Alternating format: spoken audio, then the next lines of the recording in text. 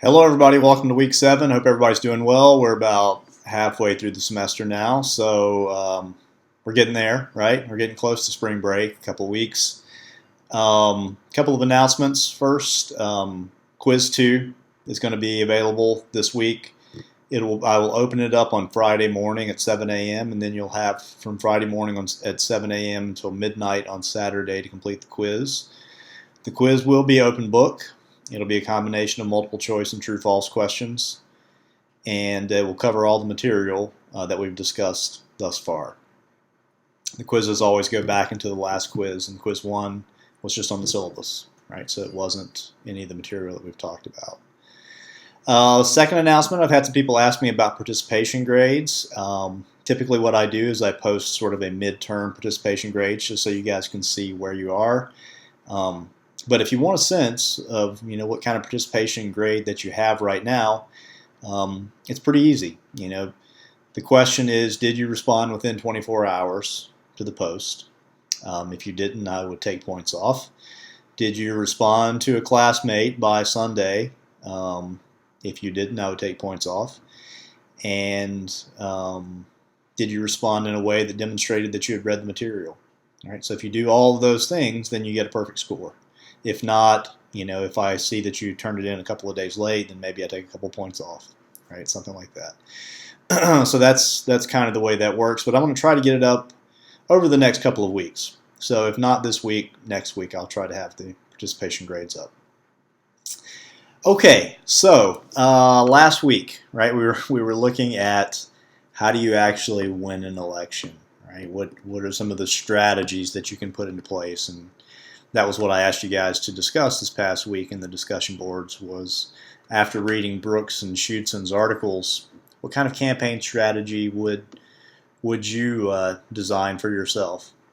And perhaps not surprisingly, a lot of people thought that Trump's campaign strategy actually seemed effective, right? And I guess we should talk about why. Why is his campaign so effective? Well, on one hand, you have the fact, of course, and this is what been hearing over and over again during this election cycle, is that Trump is an outsider, right? And that was one of the things that Brooks talked about.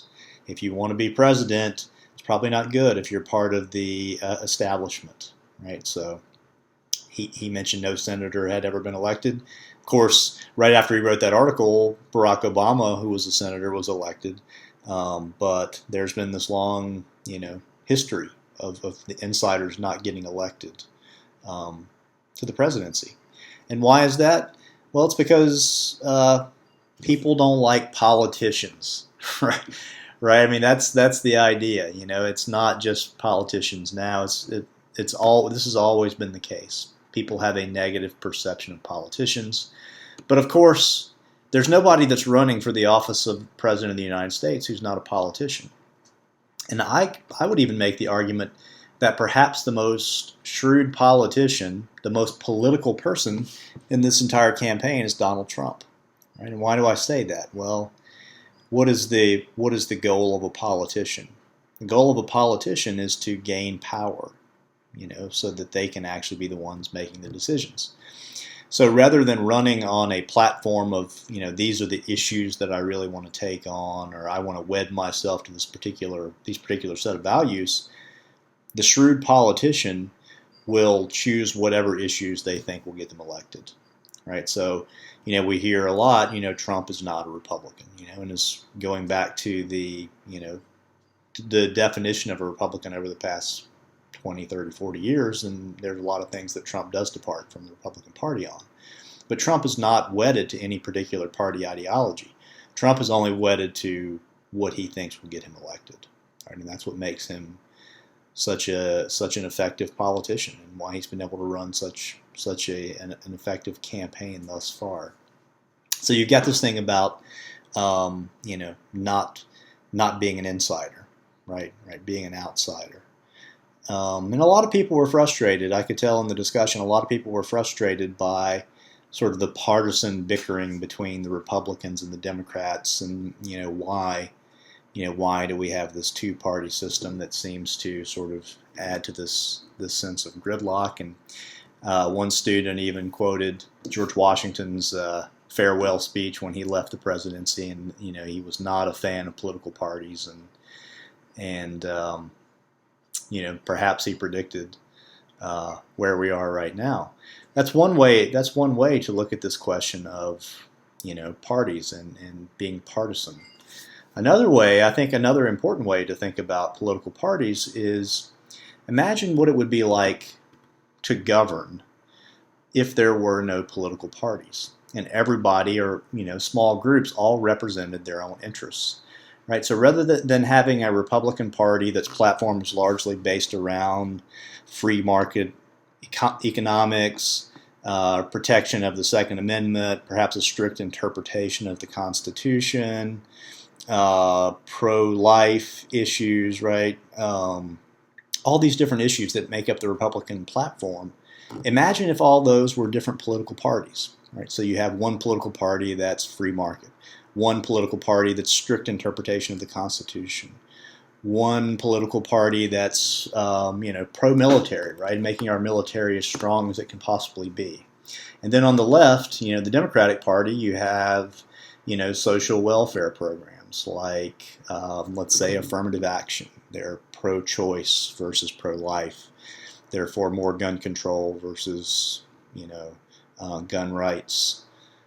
Perhaps a more interpretive version of the Constitution. Imagine if each one of those were its own separate political party. We talk about gridlock in Congress and in the government now. That's with two parties who are trying to negotiate themselves. Imagine if you had 20 parties all representing these different interests. Do you really think it would be easier to actually get things passed through Congress if that were the case? My sentiment is that the parties serve a very important purpose in making our government more efficient. I actually believe that our government would be less efficient with more political parties, and there are lots of people that disagree with me. But that's my stance right now. So yeah, that's what I'm thinking on the whole political parties, and if the parties are actually sort of ruining the system, right? So, and another thing to say about political parties are the way that the presidential elections actually play out, right? So, when the founders designed the first presidential election, they didn't have this notion of political parties in mind, right? And all this stuff of primaries and caucuses and all the lead up to the actual general election, right? All that stuff is dictated by the parties, right? And it's the party's way of choosing the candidate that they think will give them the best chance of winning the office, right? So, the parties are driving the presidential elections in a lot of ways. And the way that the primaries and the caucuses are designed is that they're primarily appealing to their party constituents, right? So people that are running for the Republican nomination are going to be appealing to Republicans, right? And typically what they do is they go far to the ideological extreme of their party, right? So if it's a Republican primary, then the Republican candidates are going to be going much farther to the right. And the same thing with the Democrats. Are going to be going much farther to the left, right? So this notion of partisanship, and we wish that we could choose a candidate who represented the moderate perspective, which a lot of people were talking about in the discussions. I think we see that much more in the general election, because the tendency is during the primaries the candidates go to the far radical side of their ideology because they're just talking to Republicans, or they're just talking to Democrats. They're not talking to the entire country. But what you'll find, I believe, during the general election is that those candidates who have gone to the far right and to the far left are going to come back into the middle. And that's another thing that Brooks was talking about, right? He said you don't win elections by catering to the far right Republicans, or you don't win elections by catering to the far left Democrats. The way that you win elections is by appealing to the large portion in the middle who are somewhat moderate and independent voters. And that's where you have to win the election during the actual general election once the nominees have been selected. So what we're seeing right now is not going to be necessarily indicative of what we're going to be seeing 5 months from now, right? Where we actually have nominees and they're trying to win over those moderate votes, right? So on Schutzen's point about America's ignorant voters, right? I have lots of thoughts on this question of ignorant voters. Now, Schutzen's argument was that it's not really a big deal that Americans can't describe every policy position on all the issues that are out there, right? He said it's just we don't have enough time of the day. We don't have the time to actually sit down and educate ourselves on all these particular policy issues. And as somebody who's been studying public policy and political science for a long time, I can tell you that there's some merit to that. These issues are extremely complicated, and this notion of being able to explain, the tax code like you would explain it to your grandmother, you have to be pretty well educated to do that. I mean, the tax code is a very nuanced thing.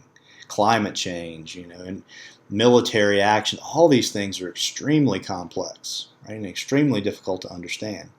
So the idea that, we would be able to, sit down and rationally go through every policy position, I mean, that would essentially require that every citizen have a PhD in political science and international relations to make those decisions.